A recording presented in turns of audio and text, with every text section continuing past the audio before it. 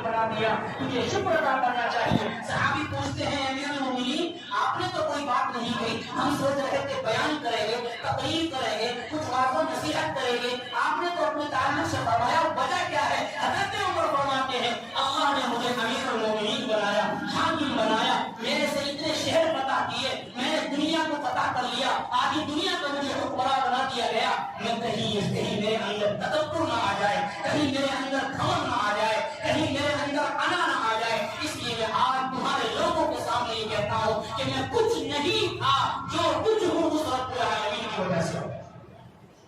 یہ ہے امیر المومنین، یہ ہے صحابہ کا حال کہ سب کچھ ہونے کے باوجود اپنے دلوں کے اندر تکبر نہیں ہے۔ رسول اللہ صلی اللہ علیہ وسلم نے فرمایا جو انسان تکبر کرتا ہے اللہ رب العزت اس کو نظر رحمت کی نظر سے نہیں دیکھتے ہیں۔ ایک حدیث میں فرمایا رسول اللہ صلی اللہ علیہ وسلم نے فرمایا کل کو قیامت کے دن وہ لوگ جو متکبر ہیں، وہ لوگ جو متکبر ہیں، اللہ ان کو چونٹیوں کی شکل میں کل کو قیامت کے دن ذلیل کر کر اٹھائیں گے۔ اور ایک حدیث میں فرمایا جس کے اندر رائی کے دانے کے برابر بھی تکبر ہوگا اللہ رب العزت اس کو جنت سے محروم کر دے گا۔ آج ہمارے معاشرے کے اندر ضرورت ہے ہمیں اپنے اندر سے انا کو ختم کرنا ہے، چاہے وہ علم کی انا ہو، چاہے دولت کی انا ہو، چاہے حسب نسب کی ہو، چاہے عہدوں کی ہو، کسی بھی چیز کی ہو۔ آج ہمارے اندر سے انا ختم ہو گئی تو معاشرہ صحیح ہو جائے گا، آج ہمارے اندر سے انا ختم ہو جائے تو رشتے داری صحیح ہو جائے گی، آج ہمارے اندر سے انا ختم ہو جائے تو لوگوں کے درمیان اتحاد ہو جائے گا، اتفاق ہو جائے گا۔ آج معاشرے کے اندر اتحاد کیوں نہیں، اتفاق کیوں نہیں؟ اس لیے کہ ہر آدمی اپنے آپ کو بڑا سمجھ رہا ہے، ہر انسان اپنے آپ کو اونچا سمجھ رہا ہے، ہر انسان ایک دوسرے سے بات کرنے کو تیار نہیں۔ اگر اتحاد چاہتے ہو، اتفاق چاہتے ہو، محبت چاہتے ہو، میل جول چاہتے ہو، معاشرت چاہتے ہو، بھائی چارگی چاہتے ہو تو سب سے پہلے دلوں سے انا نکالنی ہوگی، سب سے پہلے ذہنوں سے انا نکالنی ہوگی۔ آج ہمارا حال اسی انا کی وجہ سے یہ ہے، آج ہم نمازی بن گئے، غیر نمازی کو حقیر سمجھ لیتے ہیں۔ اللہ نے ہمیں عبادت کرنے کا موقع دیا، ہم غیر عبادت کرنے والے کو، غیر نمازی کو حقیر سمجھ لیتے ہیں، اس کو بری نگاہوں سے دیکھتے ہیں، اس کو غلط نگاہوں سے دیکھتے ہیں، اس کو حقیر سمجھتے ہیں۔ اللہ نے ہمیں دولت دی ہے، ہم غریب کو اور فقیر کو بری نگاہوں سے دیکھتے ہیں، اور حال کو یہاں تک ہو گیا کہ اس گھمنڈ کی وجہ سے ہم سلام کرنے سے منع ہو گئے، ایک دوسرے کو سلام بھی نہیں کرتے، اور یہ چاہتے ہیں کہ سلام وہ کرے گا تو جواب دوں گا مجھے سلام نہیں کرنا۔ حالانکہ رسول اللہ صلی اللہ علیہ وسلم نے فرمایا کہ جو انسان سلام میں پہل کرتا ہے اللہ اس کو زیادہ نہیں کیا دیتے ہیں، جو سلام میں پہل کرتا ہے اللہ تکبر اس کے دل کے اندر سے ختم کر دیتے ہیں۔ ایک صحابی نے پوچھا یا رسول اللہ صلی اللہ علیہ وسلم سلام میں پہل کرنے والا کون شخص ہے؟ فرمایا سلام میں پہل وہی کرے گا جو اللہ کی رحمت کے قریب ہوگا، سلام میں پہل وہی کرے گا۔ آج ہمارا حال یہ ہے اگر مجھے اللہ نے علم دیا میں سوچوں گا نہیں میں علم والا ہوں، مجھے سلام نہیں کرنا، سامنے والا سلام کرے گا۔ اللہ نے دولت دی ہے تو میں سوچتا ہوں نہیں میرے پاس تو دولت ہے میں سلام نہیں کروں گا، سامنے والا سلام کرے گا تو ٹھیک نہیں کرے گا۔ یعنی ہم نے سلام اور مسافے کے اندر بھی اپنی انا کو بلند کیا، ہم نے سلام اور مسافے کے اندر بھی اپنے تکبر کو ڈال دیا، ہم نے سلام اور مسافے کے اندر بھی اپنی انا کو اور اپنے تکبر اپنے گھمنڈ کو ڈال دیا۔ نہیں سلام کا تعلق انا سے نہیں ہے، سلام کا تعلق اسلام سے ہے، سلام کا تعلق ایمان سے ہے، سلام کا تعلق قرآن سے ہے، سلام کا تعلق رسول سے ہے، سلام کا تعلق اللہ سے ہے۔ اللہ نے ایمان کی دولت دی ہے، اللہ نے اسلام عطا دیا ہے۔ میرے اور آپ کے آقا صلی اللہ علیہ وسلم نے فرمایا ایک دوسرے کو سلام کرو، آپ ان کو پہچانتے ہو یا نہ پہچانتے ہو، اگر ایک مومن ہے، اہل ایمان ہے، اسلام پر عمل کرنے والا ہے، اللہ کو ماننے والا ہے، تم اس کو سلام کرو، بڑے چھوٹوں کا کوئی فرق نہ کرو، مال و دولت کا کوئی فرق نہ کرو۔ اس لیے ضروری ہے آج کا یہی پیغام ہے کہ اگر انشاءاللہ ہمارے دلوں کے اندر سے انا ختم ہو گئی، تکبر ختم ہو گیا، معاشرہ بھی صحیح ہو جائے گا اور ہمارے دلوں کے اندر محبت بھی پیدا ہو جائے گی اور لوگوں کے درمیان اتحاد اور اتفاق بھی پیدا ہو جائے گا۔ اور اگر انا یہی ڈٹی رہی تو ہماری عبادت بھی قابل قبول نہیں ہوگی۔ اللہ ہم سب کو عمل کرنے کی توفیق عطا فرمائے۔ وآخر دعوانا الحمدللہ۔ سب سے پہلے اللہ کو جو غصہ آیا وہ کس وجہ سے آیا؟ قرآن مقدس میں متعدد جگہ اللہ نے فرمایا کہ جب حضرت آدم علیہ نبینا علیہ السلام کو پیدا کر دیا اور آپ کا پتلا بنا دیا، اللہ رب العزت نے فرشتوں کو حکم دیا وَإِذْ قُلْنَا لِلْمَلَائِكَةِ اسْجُدُوا لِآدَمَ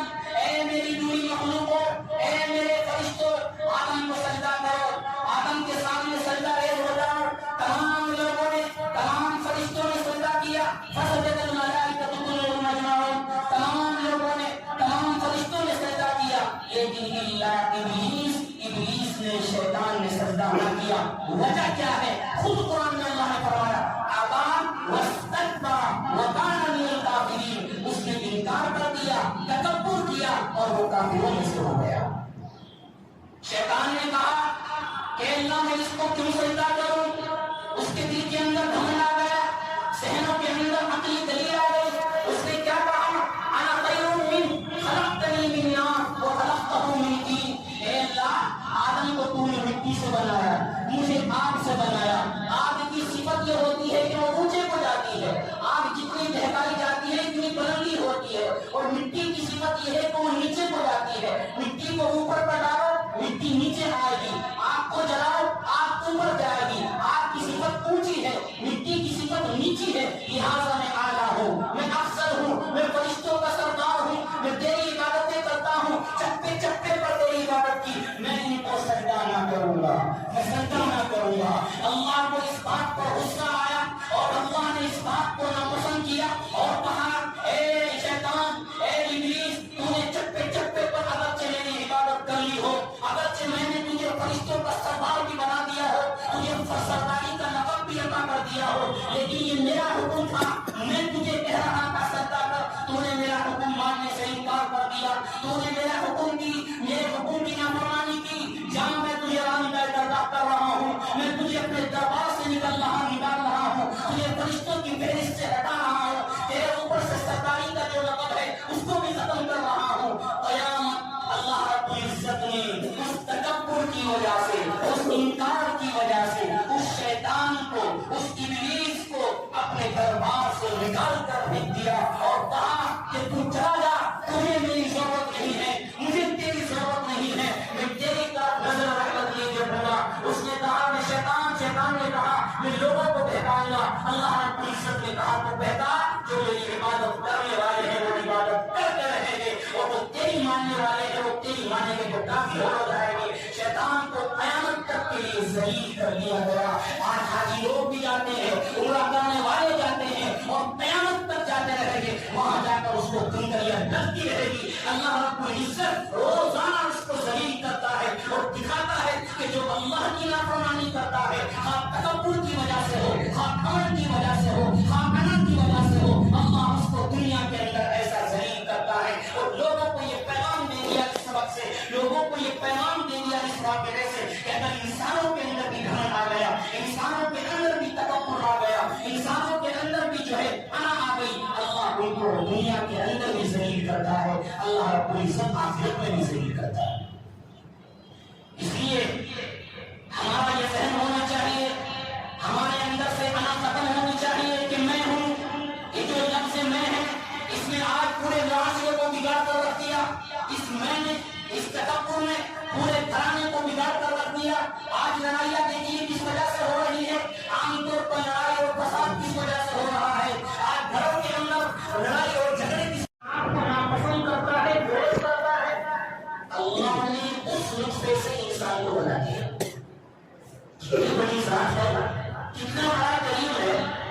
اب انسان کو یہ سوچنا ہے کہ اس کی ابتدا ایک نطفے سے ہے، اور نطفہ بھی کوئی پاک نہیں بلکہ ناپاک، نطفہ بھی وہ ناپاک ہے، اس سے کوئی چیز کوئی نہیں، اس سے گندی چیز کوئی نہیں۔ اللہ نے ایک انسان جس کو اشرف المخلوقات بنایا، اس سے پیدا کیا، تو جب اس سے پیدا کیا تو اب ہم لوگوں کو یہ سوچنا ہے کہ تیری پیدائش کے گندے نطفے سے ہے، تجھے جانا مٹی کے اندر ہے، تو پھر بڑائی کس بات کی، پھر تکبر کس بات کا، پھر انا کس بات کی، پھر گھمنڈ کس بات کا، پھر بڑائی کس بات کی۔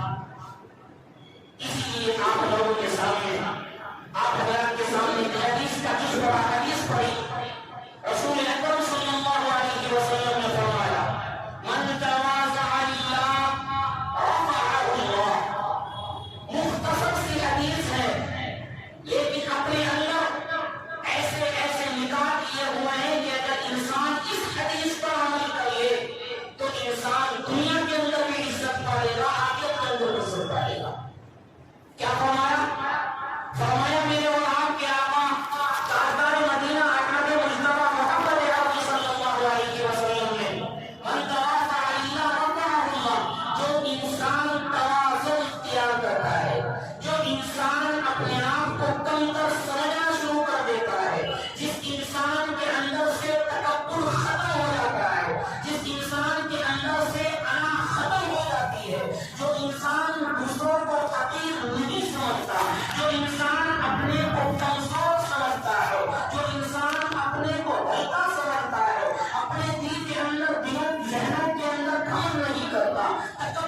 نہیں رکھتا، تواضع رکھتا ہے، تواضع اختیار کرتا ہے، سب سے ملتا جلتا ہے، سب کے ساتھ ملاقات کرتا ہے، اللہ نے کچھ بھی دے رکھا ہے لیکن گھمنڈ اور تکبر نہیں کرتا۔ میرے اور آپ کے آقا صلی اللہ علیہ وسلم نے فرمایا کہ جو انسان تواضع اختیار کرتا ہے، عاجزی اختیار کرتا ہے، اپنے آپ کو بہتر سمجھتا ہے، اپنے آپ کو جو ہے حقیر سمجھتا ہے، لوگوں سے اپنے آپ کو اعلیٰ نہیں سمجھتا، لوگوں سے اپنے آپ کو افضل نہیں سمجھتا، بلکہ اپنے آپ کو کمتر سمجھتا ہے اور یہ سوچتا ہے کہ اللہ نے مجھے پیدا کیا، میں اس کا بندہ ہوں، لہٰذا میرے اندر عاجزی آنی چاہیے، تکبر نہ آنا چاہیے۔ جس انسان کے اندر یہ سوچ آ گئی، جس انسان کا یہ ذہن بن گیا، جس انسان کے دل کے اندر یہ تواضع آ گئی، میرے اور آپ کے آقا صلی اللہ علیہ وسلم نے فرمایا رفعہ اللہ اس کو بلندی عطا کرتے ہیں، اللہ اس کو عزتیں عطا کرتے ہیں، اللہ اس کو مقام عطا کرتے ہیں، اللہ اس کو وزیرت عطا کرتے ہیں۔ یہ کون کہہ رہا ہے؟ یہ تاجدار مدینہ احمد مجتبی محمد عربی صلی اللہ علیہ وسلم کا فرمان ہے، امت کے لیے پیغام ہے کہ اگر انسان یہ چاہتا ہے کہ لوگ میری عزت کرے، انسان یہ چاہتا ہے کہ لوگ میرے سے اچھے سے ملاقات کرے، انسان یہ چاہتا ہے کہ لوگوں کے نزدیک میری عزت بھی ہو اور لوگوں کے نزدیک میرا احترام بھی ہو، لوگوں کے نزدیک میرا ادب بھی ہو، لوگ میرا احترام بھی کرے، میری عزت بھی کرے، اس کے لیے لازم ضروری ہے تواضع اختیار کرنا۔ اللہ کے رسول صلی اللہ علیہ وسلم نے فرمایا تواضع اختیار تم کر لو، بلندی دینا اللہ کے ذمہ ہے، تواضع عاجزی اختیار تم کر لو، عزت دینا اللہ کے قبضے میں ہے، عاجزی اختیار تم کر لو، مقام دینا اللہ کے قبضے میں ہے، عاجزی اختیار تم کر لو، اللہ اپنا محبوب تمہیں بنا لے گا، اللہ اپنا پسندیدہ تمہیں بنا لے گا۔ اس سے کیا معلوم ہوا؟ اس حدیث کے جز سے معلوم ہوا تواضع کا مفہوم مخالف کیا ہے؟ تکبر۔ کہ اگر انسان کے اندر تکبر آ گیا، انسان کے دل کے اندر، ذہن کے اندر، دل و دماغ کے اندر کھایا گیا، انا آ گئی، تو انسان نہ دنیا کے اندر عزت پانے والا ہے نہ آخرت کے اندر عزت پانے والا ہے۔ آئیے تاریخ دیکھیے، تاریخ کے اندر سب سے پہلے جو گناہ ہوا اور داخل ہو گئے، ہم نے کاروبار کو ختم کر دیا، ہم نے معاملات کو ختم کر دیا، معاملات کی صفائی نہیں، معاملات صاف کرنے کا حکم ہے اور آپ کے آقا صلی اللہ علیہ وسلم نے دیا ہے۔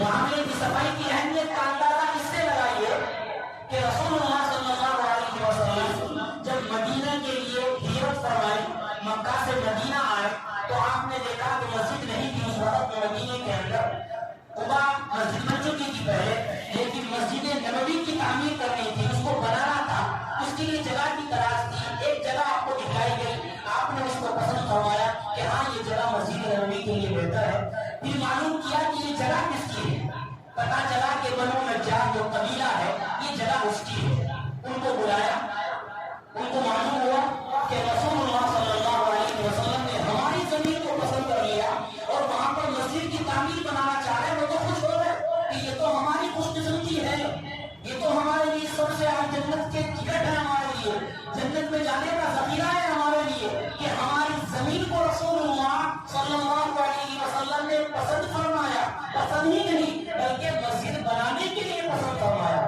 وہ خوشی آئے، کہنے لگے یا رسول اللہ ہمیں معلوم ہو رہا ہے کہ آپ نے ہماری زمین کو پسند کیا ہے اور آپ مسجد بنانا چاہتے ہیں، ہماری طرف سے اجازت ہے، ہم بخوشی اس زمین کو دے رہے ہیں، آپ جو ہے مسجد کی تعمیر اور مسجد میں نماز پڑھنے شروع کر دیجیے۔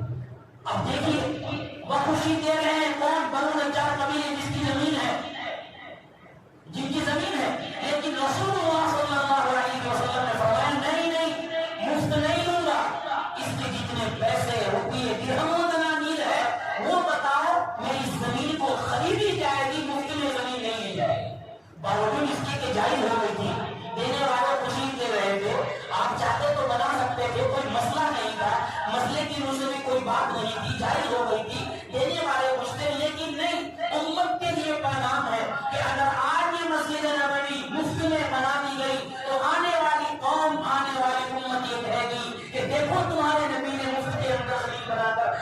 کر دی ایسے تو کوئی بھی بنا سکتا ہے. یہ اہمیت بتائی کہ معاملہ صاف ہونا چاہیے. اگر کوئی زمین دینا چاہ رہا ہے تو اسی قبول کرو, کوئی مسئلہ ہے, اس میں کوئی مسئلہ نہیں, دینا چاہ رہا. لیکن اس وقت رسول اللہ صلی اللہ علیہ وسلم سمجھ رہے تھے حالات کو کہ آگے چل کر کوئی اعتراض کر دے گا کہ تمہارے نبی نے مفت میں زمین بنا دی, اور مسجد بنا دی, اور مفت میں زمین لے لی, اور فلاں کی زمین لے لی. میں نہیں چاہتا کہ میرے طرف سے کوئی معاملے کی خرابی ہو, میں معاملہ صاف کر کے جاؤں گا. بنو نجار کو پیسے دیے جتنے بیٹھ رہے تھے, وہ درہم و دنانیر دیے اور خرید کر مسجد نبی کو بنائی. وہ مسجد نبوی کہ مکہ المکرمہ کے بعد اس کا نمبر دوسرا آتا ہے, جہاں پر ایک نماز کا ثواب 50,000 ہوا. یہ اہمیت بتانے کے لیے کس کی, معاملات کی. اور آئیے حضرت مولانا اشرف علی تھانوی رحمت اللہ علیہ کے بارے میں لکھا ہے کہ تو نہیں بن سکتا. تمام مدارس کے اندر وہ کتاب پڑھائی جاتی ہے, فقہ کی, مسئلے مسائل کی کتاب, جس کا نام ہدایت ہے. اس کے بغیر انسان عالم نہیں بن سکتا. اس کے بارے میں علماء نے لکھا ہے کہ وہ 4 جلدوں میں ہے. کتنی؟ 4 جلدوں میں ہے. یہ کتاب فقہ کی ساری مدارس میں پڑھائی جاتی ہے. ان 4 جلدوں میں ایک جز میں عبادات ہے, یعنی نماز ہے, روزہ ہے, زکات ہے, حج و صدقہ وغیرہ ہے. بقیہ جو 3 جلدیں ہیں ان میں معاملت اور معاشرت ہے. اس سے کیا سبق ملا؟ اس سے یہ سبق ملا کہ دین کا 1/4 عبادت ہے. ایک عبادت 1/4 حصہ ہے, باقی 3 جزء معاملت اور معاشرت سے ہے. پتہ یہ چلا کہ عبادت 4 میں سے 1 حصہ ہے, اور باقی جو 3 حصے اسلام کے ہیں وہ معاملت اور معاشرت میں ہے. ہم یہ سمجھ بیٹھے ہیں کہ بس اسلام عبادت کے اندر موجود ہے. ہمارا ذہن یہ بن چکا ہے کہ بس اسلام یہی ہے. حالانکہ رسول اکرم صلی اللہ علیہ وسلم نے ایک حدیث میں فرمایا, تعاشروا کالاخوان تعاملوا کالاجانب, کہ رہو بھائیوں کی طرح, میل جول رکھو بھائیوں کی طرح, اور جب معاملہ کرنے کی بات آ جائے تو معاملہ اجنبیوں کی طرح کرو. یہ کون فرمان ہے؟ آقا نامدار صلی اللہ علیہ وسلم کا فرمان ہے. چھوٹی سی حدیث ہے, لیکن کیا سبق ملتا ہے کہ آج کل لڑائی جھگڑے معاملے نہیں ہوتے ہیں, کاروبار نہیں ہوتے ہیں. میرے اور آپ کے آقا صلی اللہ علیہ وسلم نے فرما دیا رہنے سے بھائیوں کی طرح رہو. لیکن جب معاملے کی بات آ جائے, لین دین کی بات آ جائے, کاروبار کی بات آ جائے, معاملے کی بات آ جائے, پھر بھائیوں کو چھوڑ دو, پڑوسیوں کو چھوڑ دو, پھر اجنبیوں کی طرح معاملہ کرو. یعنی معاملہ بالکل صاف رکھو. اگر معاملہ صاف رہے گا محبت رہے گی. اگر معاملے میں گڑبڑی ہوگی محبت ختم ہو جائے گی. بھائی بھائی سے تناقض ہو جائے گا, پڑوسی ایک دوسرے کی رشتے داری ختم ہو جائے گی. اگر معاملہ صاف رہے گا تو محبت رہے گی, انسیت رہے گی, محبت رہے گی. آئیے ایک حدیث سنتے ہیں, سناتے ہیں. رسول اللہ صلی اللہ علیہ وسلم نے ایک حدیث میں فرمایا, یغفر للشہید کل ذنب الا الدین. اللہ کے رسول صلی اللہ علیہ وسلم نے فرمایا شہید کے سارے گناہ معاف ہو جاتے ہیں, سارے گناہوں کی بخشش ہو جاتی ہے, الا الدین, مگر اگر اس نے قرضہ کسی کا لیا ہوگا اور قرضہ دینے سے پہلے مر گیا ہوگا تو وہ قرضہ, وہ معاملہ اس کے ذمے سے معاف نہیں ہوگا. وہ قرضہ, وہ معاملہ اس کو جنت میں جانے سے روک دے گا. اب اس حدیث میں غور کرے کہ شہید کا مقام کتنا اعلیٰ ہے. شہید کی فضیلتوں سے احادیث پر ہے, سینکڑوں احادیث شہید کی فضیلت پر لکھی ہوئی ہے کہ شہید کا مقام اتنا اعلیٰ ہے کہ اس کا ان کا درجہ نبیوں کے ساتھ ہے, صدیقین کے ساتھ ہے. ان کا مقام یہ ہے. ان کے بارے میں فرمایا رسول اللہ صلی اللہ علیہ وسلم نے کہ شہید کا خون کا قطرہ زمین پر گرنے سے پہلے اللہ رب العزت اس کے گناہوں کو معاف فرما دیتے ہیں. اتنا بڑا مقام ملنے کے باوجود, اتنی بڑی فضیلت ملنے کے باوجود کہ اپنی جان بھی قربان کر رہے ہیں, اپنا مال بھی قربان کر رہے ہیں, اپنے بچوں کی بھی پرواہ نہیں, اپنی بیوی کی بھی پرواہ نہیں, اپنی مال کی بھی پرواہ نہیں, اپنی جان کی بھی پرواہ نہیں, اور اللہ کے راستے میں شہید ہو گئے. مقام مل گیا, درجہ مل گیا, فضیلت مل گئی. لیکن اس کے باوجود میرے اور آپ کا صلی اللہ علیہ وسلم فرما رہے ہیں کہ اگر شہید مر گیا تو سارے گناہ معاف ہو سکتے ہیں, لیکن کسی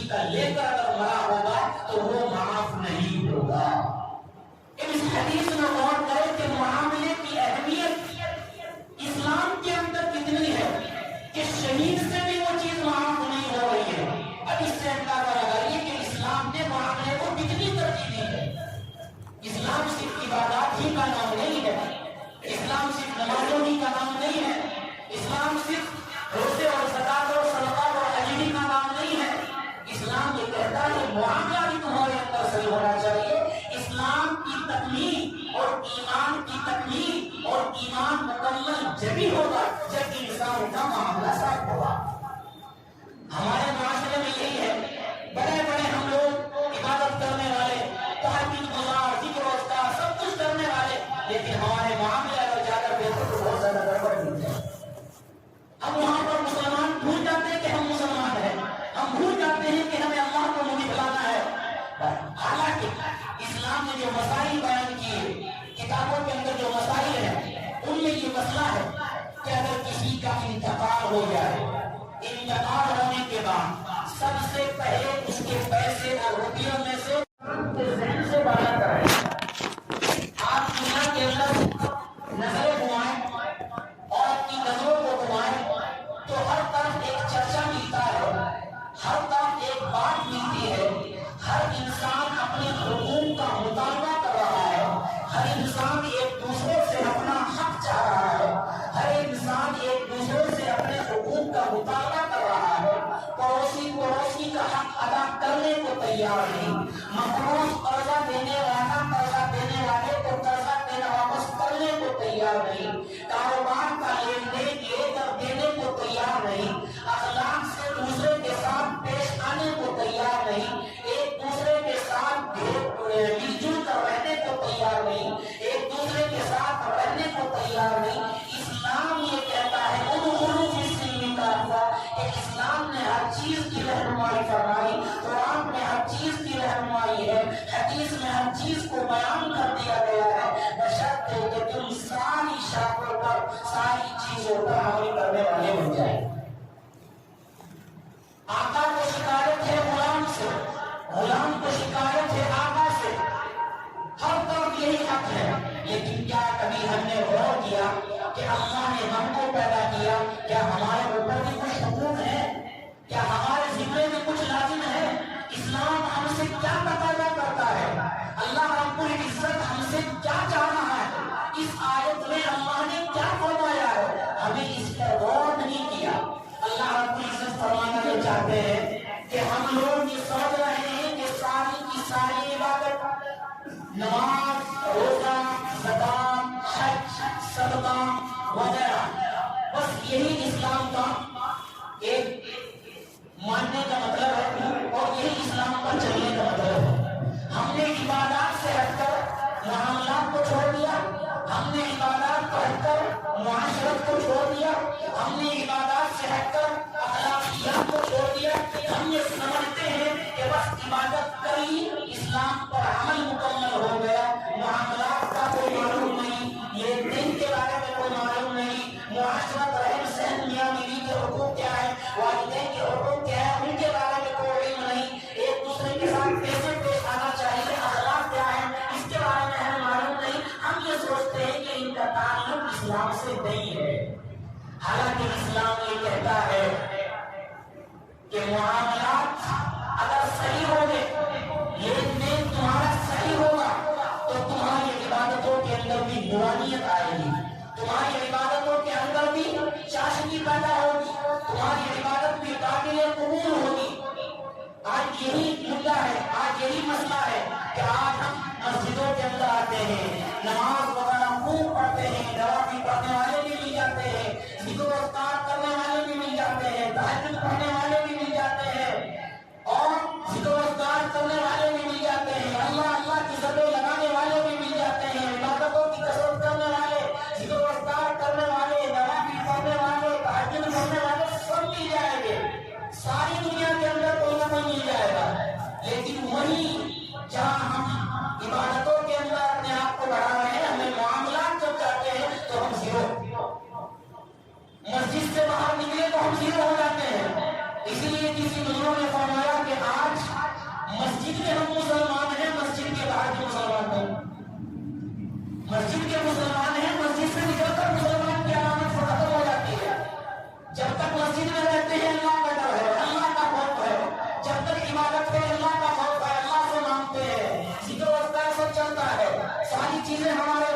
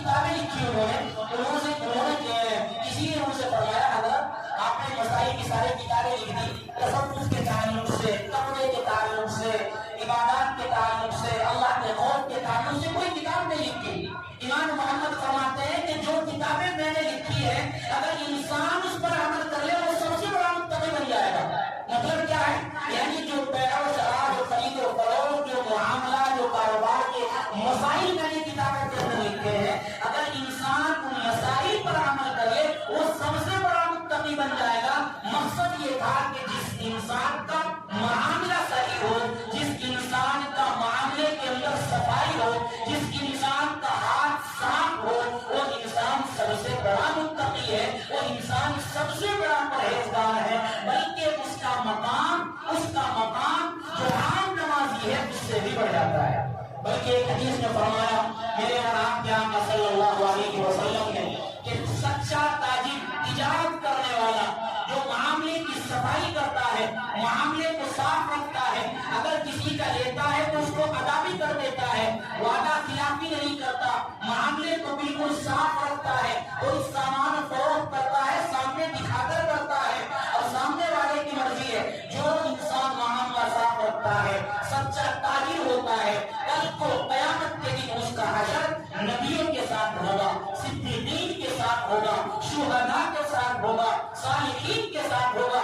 یعنی تاجر، سچا تاجر تجارت کرنے والا کل کو قیامت کے دن انبیاء کی فہرست میں شامل ہو جائے گا، انبیاء کی صفوں میں شامل ہو جائے گا، صدیقین اور شہداء کی صفوں میں شامل ہو جائے گا۔ یہ بتایا کہ کتنی زیادہ اہمیت ہے معاملے کی۔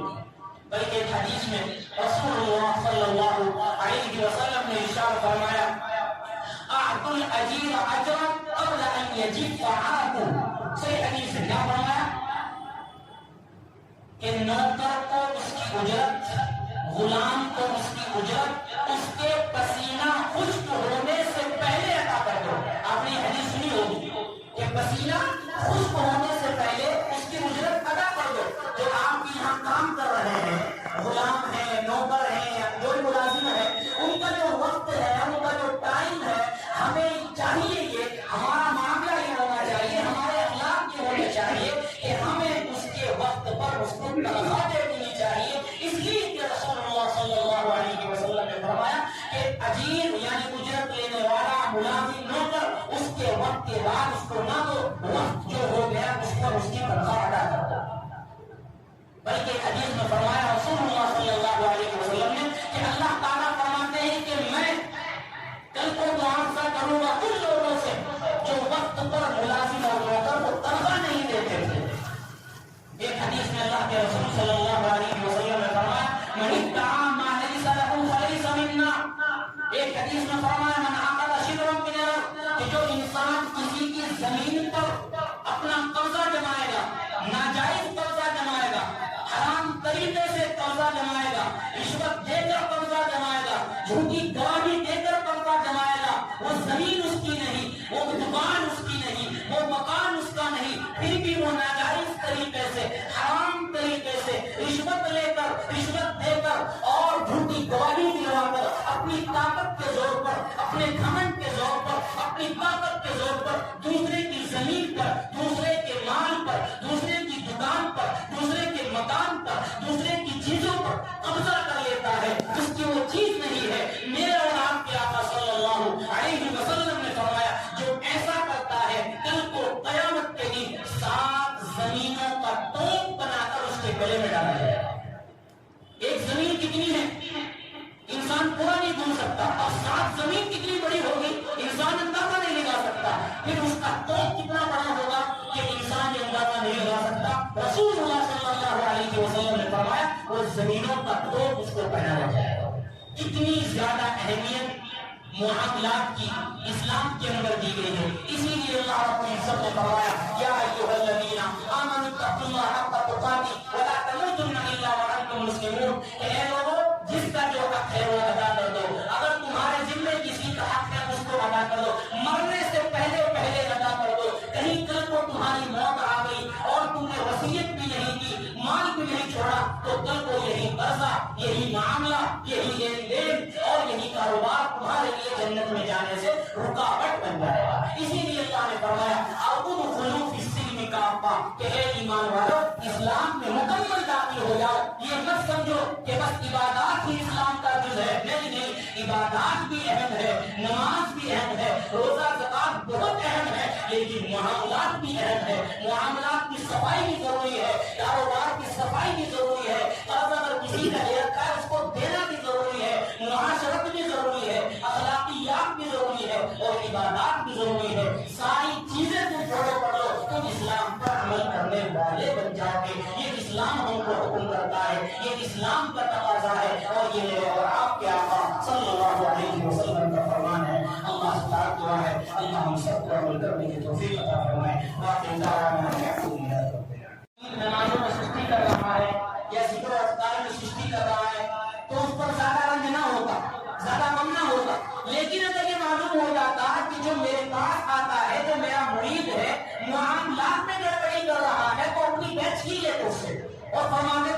खानकाह में आने की जरूरत नहीं, जब तक कि तू अपना मामला साफ नहीं करेगा मेरी खानकाह में मत आना। इतनी ज्यादा अहमियत है। बल्कि लिखा है हजरत मौलाना मुफ्ती शफी रहमतुल्लाह अलैह के बारे में मुआमलात की बात देखिए। हजरत मौलाना मुफ्ती शफी जी की मारिफुल कुरान तफसीर है, उनके बारे में लिखा है कि एक मर्तबा सफर कर रहे थे ट्रेन का, जनरल टिकट ले रखा था, लेकिन जनरल में इस कदर भीड़ थी कि पैर रखने की जगह नहीं थी। आपने ये सोचा कि चलो स्लीपर में मैं अपना कदम रखता हूँ, उसका टिकट भी ज्यादा था, टीटी आएगा मैं टिकट कटा लूंगा। चुनांचे आप चढ़ गए, रास्ता मुकम्मल हो गया, जहां आपको जाना था वहां पहुंच गए, तो टीटी नहीं आया। तो जब आप बाहर निकलते हैं तो सोचते हैं कि टिकट मेरे पास जनरल का था, वो पैसा कम था, और आया मैं दूसरे डब्बे में जिसका पैसा ज्यादा है, तो हिसाब लगाया कि उसका टिकट कितने का है और इसका टिकट कितने का है, दोनों में कितना फर्क है। फर्क मालूम करने के बाद काउंटर पर गए, वहां से टिकट लिया, इतने ही पैसों का टिकट लेकर उसको फाड़ दिया। टिकट देने वाला पूछता है कि हजरत क्या मसला है, आपने सफर भी नहीं किया, टिकट लिया है और फाड़ दिया, मसला समझ में नहीं आया। कि मस्कुलों ने बताया कि मसला ये था कि मैं जहां से आ रहा था मेरे पास ये टिकट था जो कम पैसों का है, आया मैं दूसरे डब्बे में हूँ, ये मेरा आना नाजायज हो जाता, हराम हो जाता, मैं चूंकि सरकार के पैसे खाने वाला बन जाता, इसलिए मैं नहीं चाहता कि मैं अपने ऊपर कोई हक लेकर जाऊं, चाहे किसी गैर का हो चाहे किसी अपने का हो। मैं चाहता हूं जिसका जो पैसा है वो उसके पास पहुंच जाए, अगर सरकार का है तो सरकार पर पहुंचना चाहिए।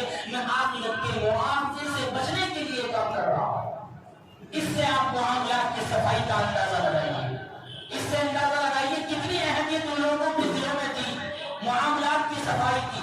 बल्कि लिखा है हज़रत इमाम अबू हनीफा रहमतुल्लाह के बारे में, आप कपड़े की तिजारत किया करते थे, कपड़े की तिजारत किया करते थे आप, तो आपके कपड़े में थान के अंदर कोई ऐब था, कहीं फटा हुआ था, आपने अपने गुलाम अपने नौकर को कह रखा था कि जब ये कपड़ा ये थान किसी को बेचो तो जरा बता देना कि भाई इस थान के अंदर कुछ ऐब है, देख के लेना, उसके बाद वो जो कीमत लगाए उसके बाद देना।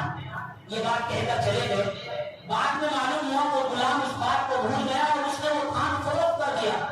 हज़रत इमाम अबू हनीफा रहमतुल्लाह अलैह आते हैं और पूछते हैं कि वो थान कहाँ है जिसके अंदर ऐब था, वो थान कहाँ गया जिसके अंदर कमी थी, वो थान कहाँ गया जो ऐबदार था। गुलाम ने कहा हजरत मैं भूल गया, मेरे याद नहीं रहा, वो थान मैंने बेच दिया। हजरत को गुस्सा आया और कहा कि तुमने ऐब को बताए बगैर बेच दिया, ये जायज नहीं था। आपके लिए जायज ये था कि पहले ऐब बता के ये मामले की सफाई थी, अब ये बेचना नाजायज हो गया, ये हराम हो गया। किताबों के अंदर लिखा है, पूरे शहर के अंदर ऐलान कराया कि हजरत इमाम अबू हनीफा रहमतुल्लाह के गुलाम से किसी ने कपड़ा लिया है, उस कपड़े के अंदर कोई ऐब था, वो ऐब बताना भूल गए थे। जिस साहब के पास वो कपड़ा है, जो साहब उसको लेकर गए हैं, वो हजरत के पास आ जाए और पैसे कम करा ले, पैसे वापस हो ले। आज अगर हमारा ये हाल है तो चाहते हैं कि जो सबसे घटिया